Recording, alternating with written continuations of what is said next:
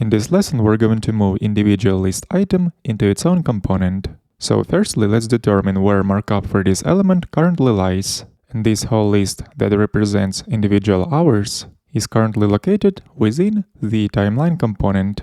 So let's open up this component in the editor. Here we're going to extract markup responsible for rendering list into component with the name timeline item. Let's go ahead and create a file for this component inside of the components folder with the name timeline item. Also, it is important to note that it's preferably to call Vue components by using 2 or more words to avoid any potential naming conflicts with new HTML text that may be added in the future. And also note that I haven't used prefix the in this component's name, because we're going to have more than one such component on one page. So in here we're gonna paste markup for individual list items, and inside of the timeline component we're going to add import for this timeline item component. We're going to import it from components folder. And if before we were using v4 directive directly on the li element, now we need to move this directive along with key attribute and place it on our component timeline item, since now every hour will be represented by this component, and hence this component's markup should be rendered several times. Let's see what other variables are used inside of timeline item template. As we can see, currently there is only one variable called hour, and this variable should be passed inside of this component as a prop. So back to the parent component. Right here, let's add new attribute, hour, which will be our new prop for the timeline item component. And on every loop iteration, we're going to pass inside of timeline item component value of every hour. But since in the future this timeline item component is gonna require more data than just an hour, we're gonna pass the whole timeline item object. So let's change loop variable on timeline item and use this variable to pass it as timeline item property inside of timeline item component.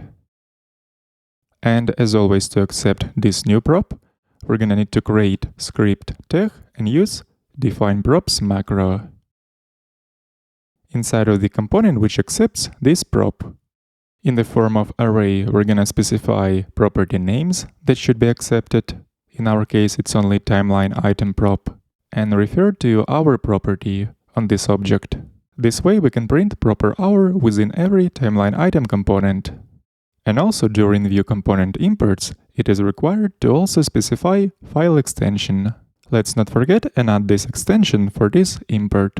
And inside of template within key attribute, we should reference current hour by using timeline item object. So let's change it in here. And in Vue Developer Tools, right now we can see that the timeline component has a bunch of timeline item components, and each such component represents individual list item, which accepts prop with the name timeline item and renders proper hour value in the list on the page.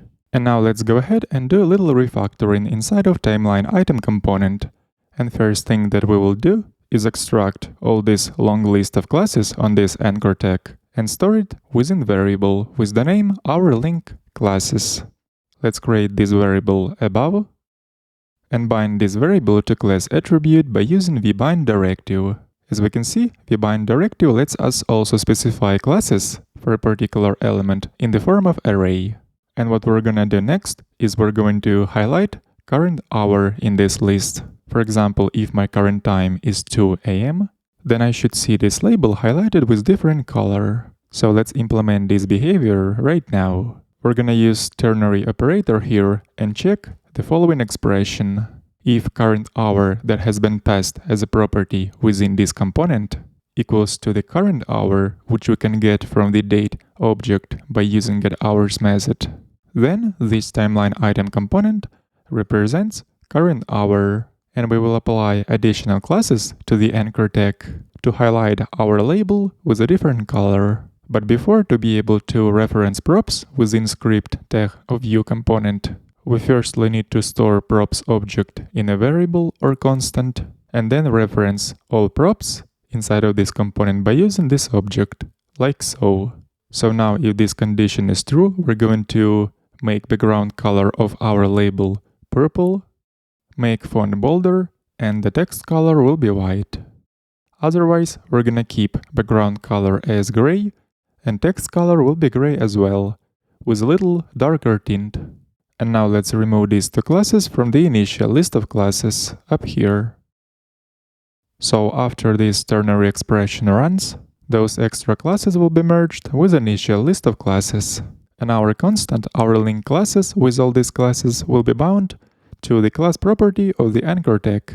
And in the browser we will see that one of the hours will have a different background color. Currently my time is 9 AM, and therefore I see appropriate list item highlighted. Let's keep going in the next lesson.